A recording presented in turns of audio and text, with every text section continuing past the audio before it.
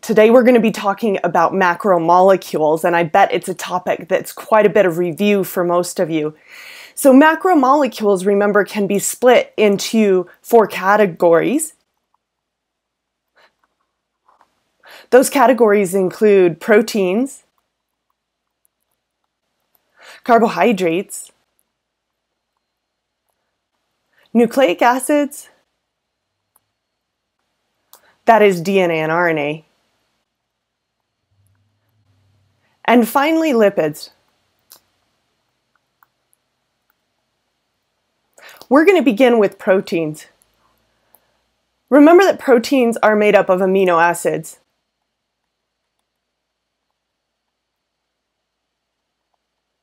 Every amino acid shares an amino group, a hydrogen, and a carboxyl group. The R group on an amino acid is where the personalities of these amino acids vary. So these R groups are what differ amongst the 20 standard or common amino acids. Now let's look at a table of the amino acids and notice that every single amino acid has an amino group, has a carboxyl group, has a hydrogen bound to what we call the central or alpha carbon. But the R group on all of these amino acids differs. And it's the R group that gives the amino acid its personality. It's like all the friends that you have in your life. Each one of them has a unique personality. For example, some of them are extremely flexible, like glycine. It's got such a tiny R group, just a hydrogen, it can fit into all the small spaces. Some amino acids, like, hate water. They can't stand being around water. A good example of this is isoleucine. Notice that its R group is filled with carbons bound to hydrogens or hydrocarbons like oil. They don't like to be around water.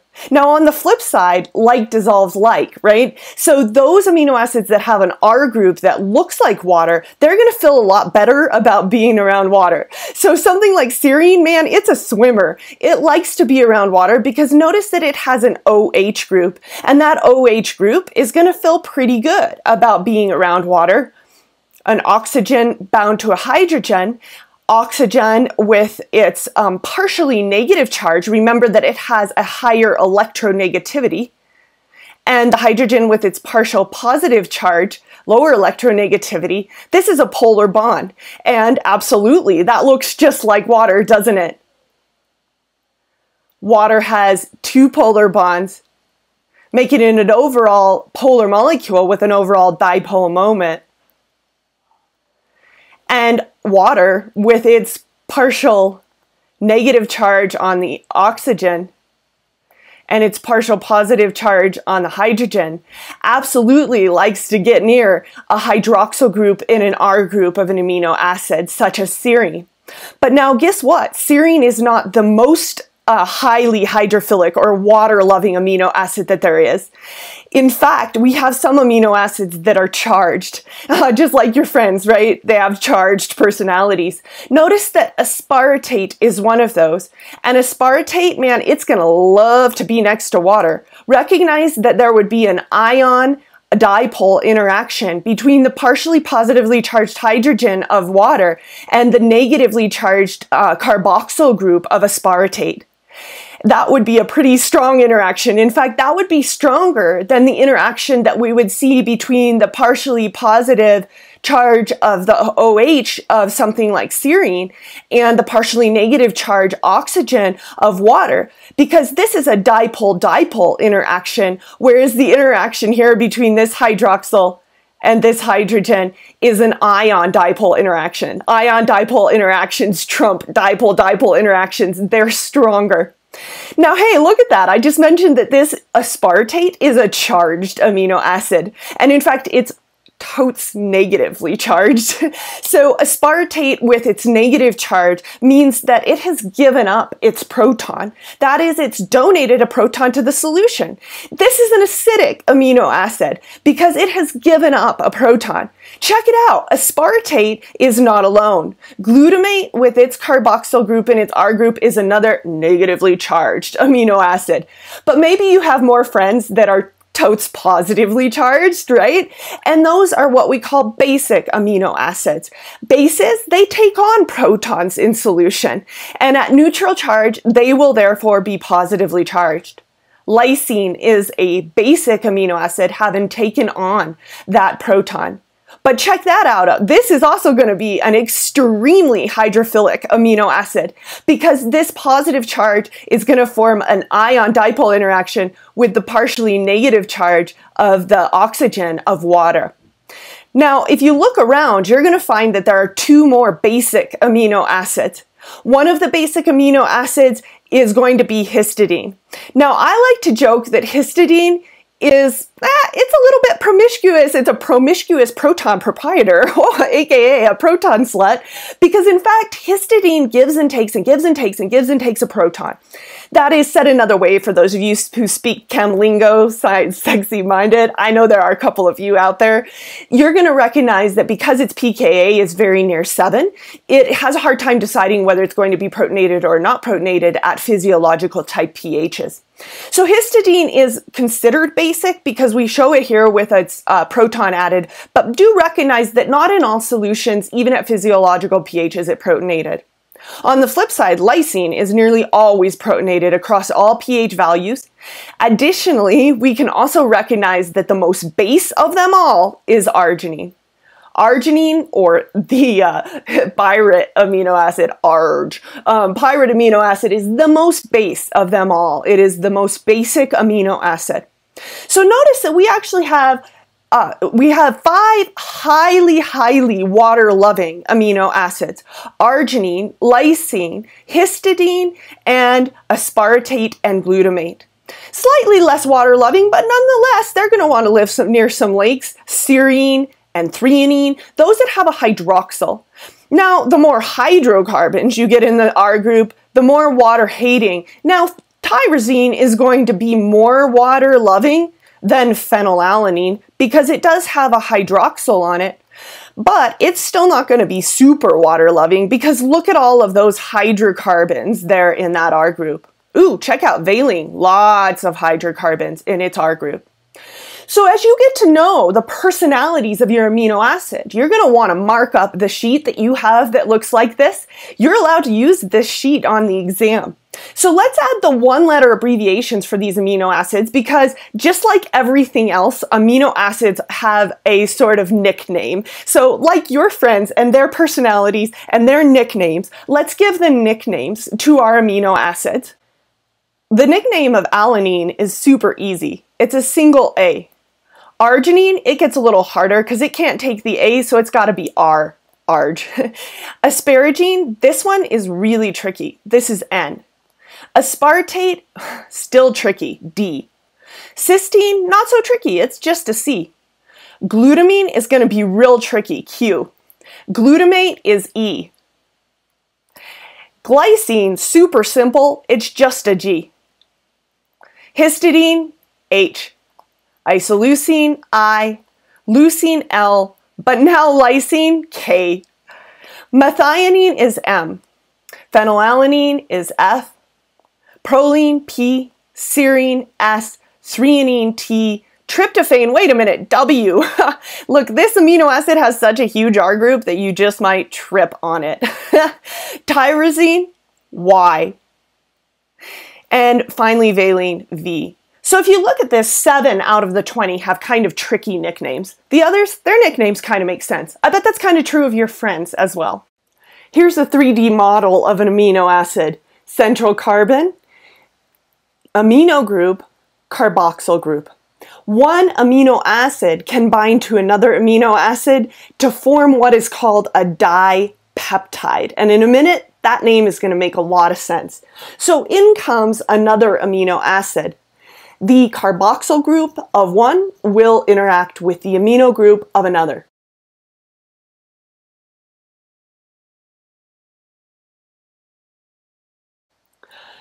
We have now formed a peptide bond, or an amide bond.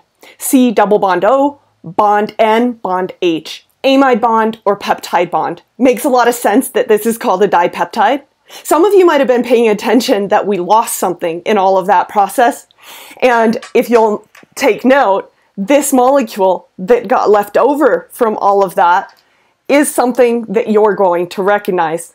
One time in class, I gave this molecule to the leftover atoms to one of my wrestler football players, and I asked him what he had there, and he said, little balls. And I said, that may not be something you want to divulge, but hopefully some of you will recognize this as water. By the way, we became fast friends, and he became a teacher.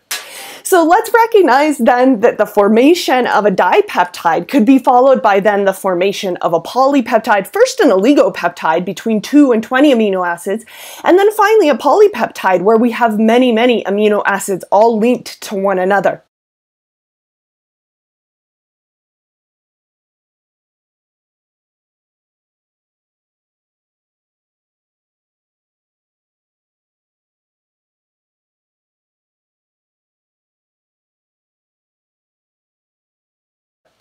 Now, if you use your imagination and you think that we can do just about anything with pipe cleaners and styrofoam toys, we could recognize this as being a polypeptide.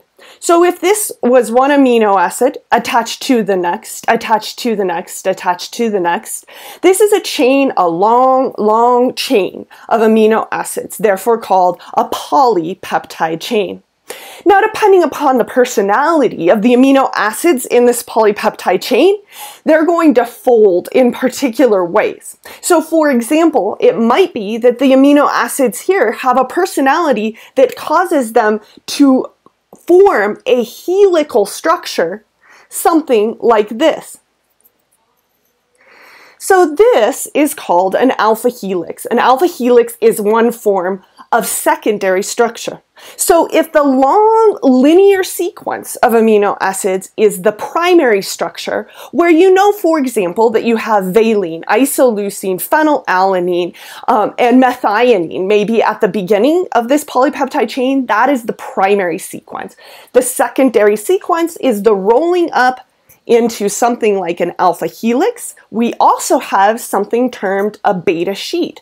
So we can form something that is much more elongated like this, where there are turnaround points at each end. So there's a turnaround point here and a turnaround point here, and this is called a beta sheet, and the turnaround points are called beta turns. Now I wonder if you're thinking to yourselves, I wonder what's the personality of an amino acid that might be found at the turnaround point here, where it creates a kinkiness in the polypeptide chain.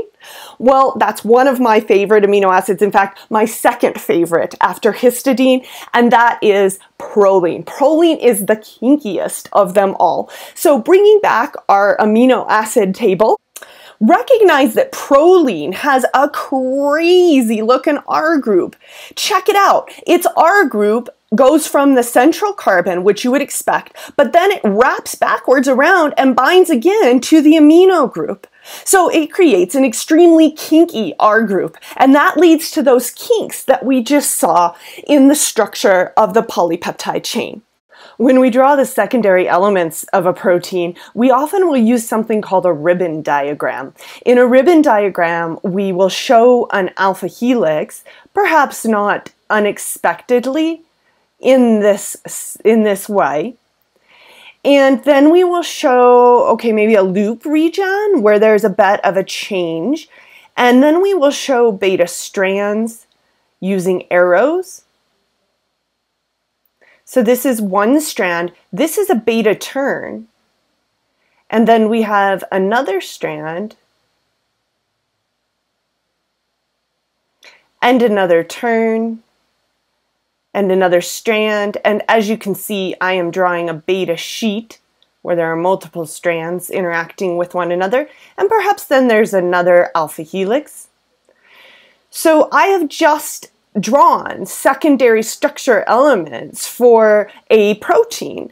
Notice that this protein is comprised of a single polypeptide chain, and perhaps this is the amino terminus here, therefore then making this the carboxyl terminus here. And we can notice, because we only see two termini, that there is only one polypeptide chain that comprises this particular protein. Now, on my two-dimensional picture right there, I can really only show you the secondary structure elements of this particular protein. But we know that proteins also exist in three-dimensional space. So that's where the next level of structure comes in, and that's tertiary structure. So if we were able to show the way in which this alpha helix orients with compared to that beta sheet, that is tertiary structure. The overall 3D shape of a protein is its tertiary structure. Now there is one other level of structure, and that's called quaternary, and that only occurs if we have more than one polypeptide chain that interacts with another. This particular protein now has quaternary structure. Both of the two polypeptide chains have all primary, secondary, and tertiary structure together. When they interact with one another, they have quaternary structure.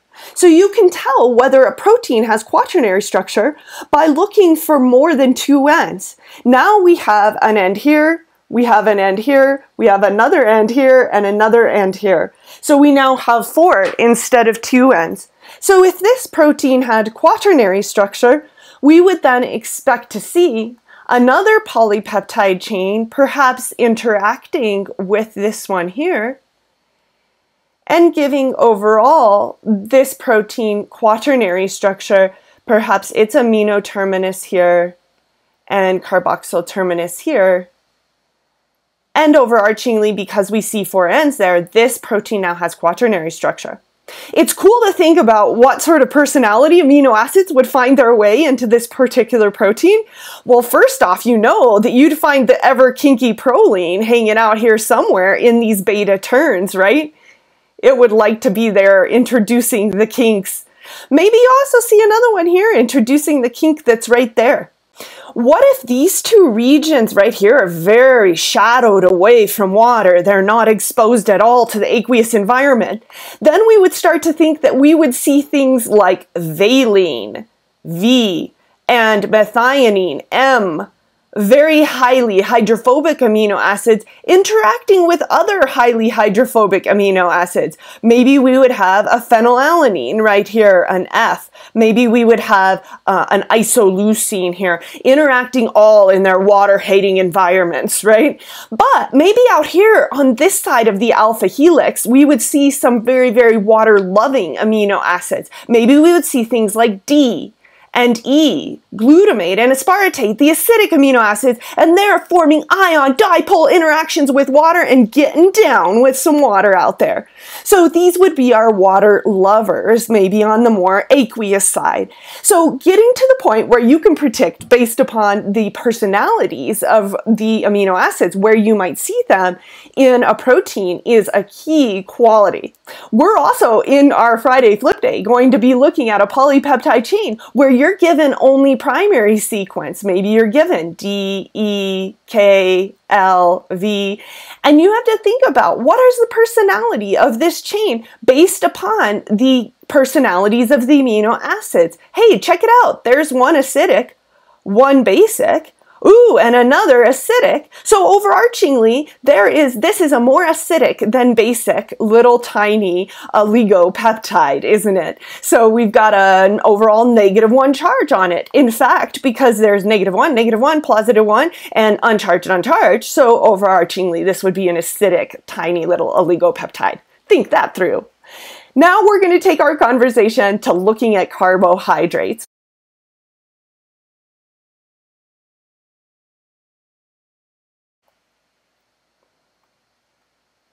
Carbohydrates are notorious molecules, and of course you know that they're going to be used as energy storage and a source of energy at any given time. And of course all of our athletes are totally seconding that. But also on a particular bacterium, they might be used as an outer coat to make some slippery little suckers. They can be used structurally. They can also be used as a recognition. So carbohydrates have a lot of different functions. One cool thing about them is that they always have an overall molecular formula where the carbon to hydrogen to oxygen ratio is always 1 to 2 to 1, so you can always really readily recognize them. And of course, our epically most favorite of these is glucose. Now, glucose typically tends to be drawn in its overall cyclic form, and this is probably how you tend to recognize glucose.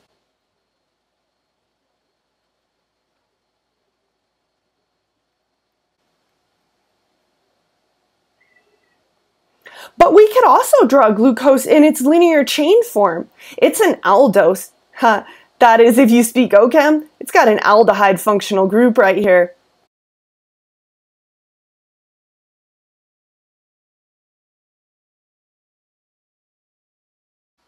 Check it out, there are 6 carbons in this linear chain, and we can pretty easily backtrack now to see that it's the oxygen on carbon number 5 that attacks the carbon. Hey, don't worry about it if you don't recognize this as nucleophilic attack. Maybe you haven't taken OChem yet. But this is what allows the linear glucose molecule to become the circular form of the glucose molecule. Let's follow the carbons and number them in the cyclized form the same way that we did in the linear chain form.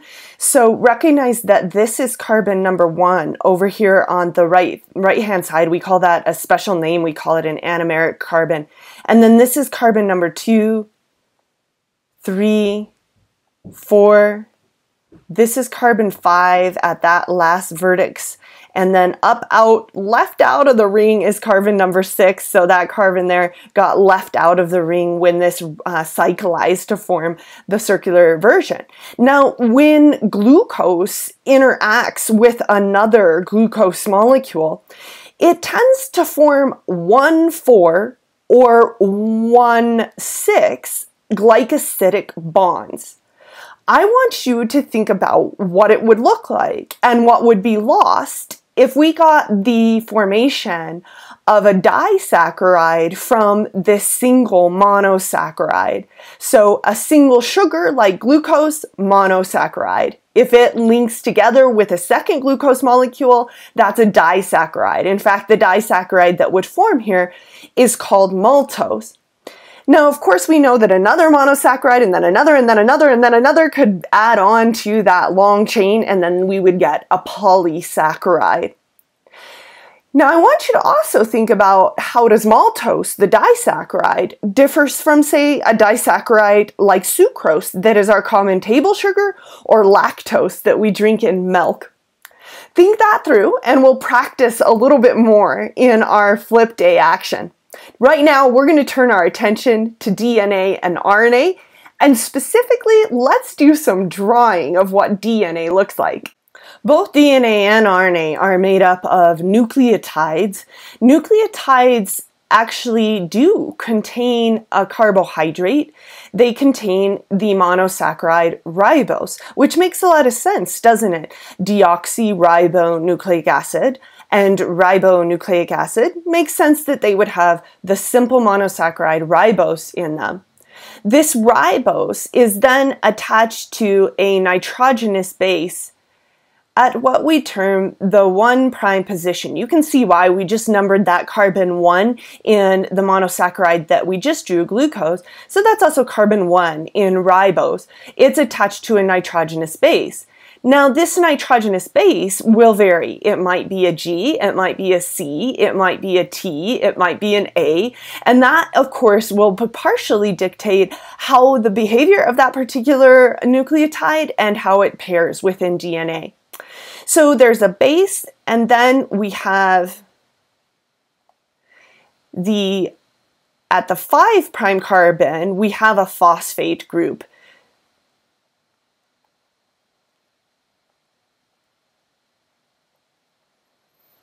So we have a base attached at the number 1 carbon, we have a phosphate group attached at the number 5 carbon, and then there's a hydroxyl group attached at the number 3 carbon, and interestingly, it is all about the 2' carbon. So you've heard it's all about that base, but in fact, actually, it's all about the 2' hydroxyl, or lack thereof. In RNA, and I'll make this red, there will be a hydroxyl. That's in fact what makes RNA so incredibly, epically unstable and reactive. But in DNA, that 2' position is instead a hydrogen. And that is what makes DNA the molecule of life, right? Sweet. The stability that comes from having a hydrogen in the 2' position is what makes DNA the epic molecule of life. Now, we know there are some other things that we have to account for in DNA.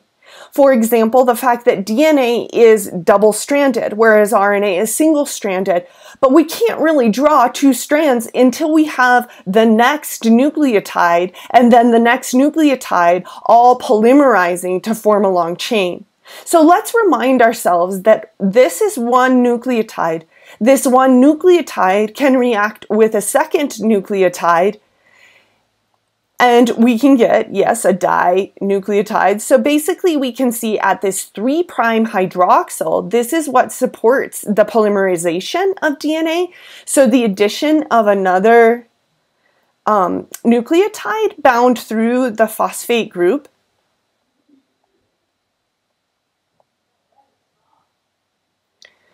will link together one nucleotide to another.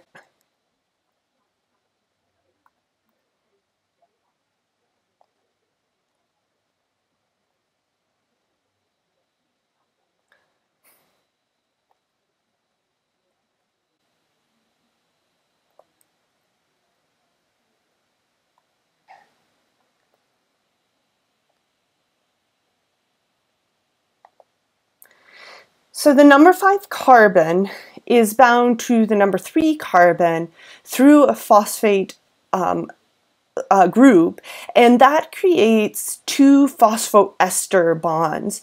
So in fact, if you recognize this P double bond O bond O, P double bond O bond O, this is like an ester, C double bond O, only it's a phosphorus instead of a carbon. So this is a phosphodiester bond, and it binds the 3' carbon to the 5' carbon in what we call a 3' 5' phosphodiester bond. So it's a 3' 5' phosphodiester bond that links together nucleotides in DNA. Now, in order to allow us to better understand the double-stranded nature of DNA, we need to go ahead and erase just this generic term for base. And you'll notice I just left it off of the carbon down here so that we can make those into actual for real bases, maybe adenine and maybe guanine, the 2 purines. And we know that these are going to pair. Adenine will form 2 hydrogen bonds to thymine. Oh, hey, notice I just drew it upside down. That's because the other strand of DNA is anti-parallel to this strand.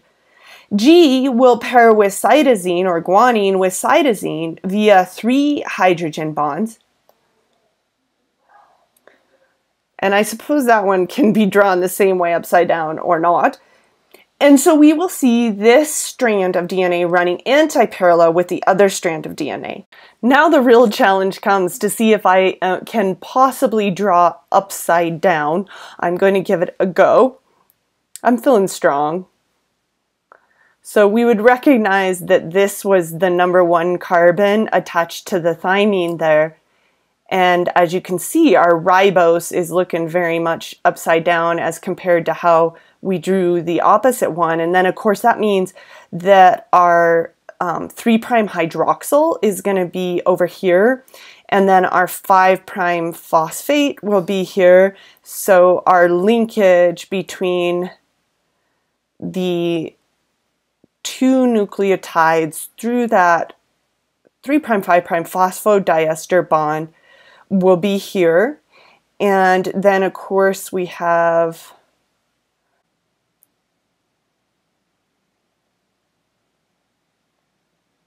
use your imagination, right? The 3 hydrogen bonds between the C and the G. And then,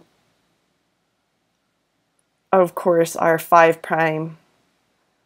phosphate linked to, that's an oxygen. linked to the carbon number 5. So we now see the antiparallel nature to all of this. Remember that this is the 5' phosphate over here, and this is the 3' hydroxyl. So this strand runs 5' to 3', but recognize here we have the 3' hydroxyl, and then down here the 5' phosphate. So this strand runs 3' to 5', anti-parallel to the original strand that we had drawn.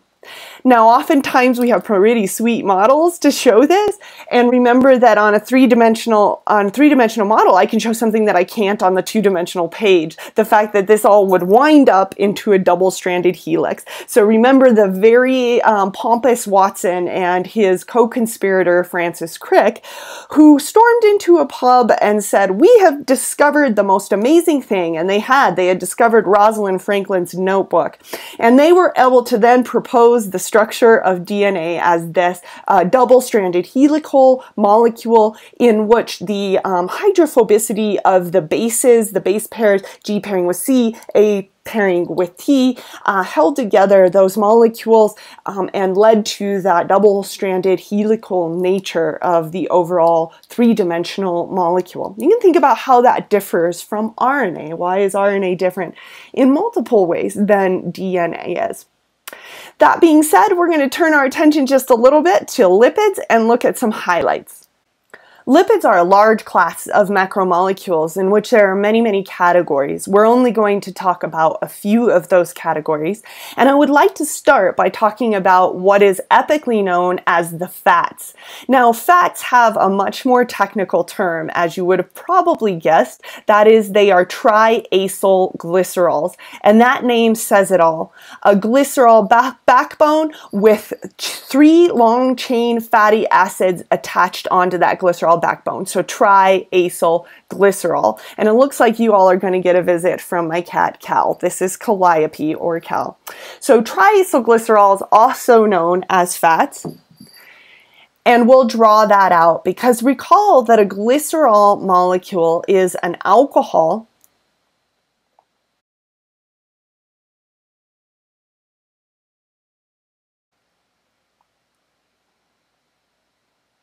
You might be recognizing the ester linkages here. And then the acyl groups. Please recognize that each vertex is a hydrocarbon. So carbon double bound to an oxygen, bound to CH2, CH2, CH2, CH2, CH2, and it's a long, very water-hating tail. So we recognize that triacylglycerols have 3 long, water-hating hydrocarbon tails. And they are therefore extremely water-hating molecules. They are also highly, highly reduced molecules. There are a lot of carbons bound to hydrogens.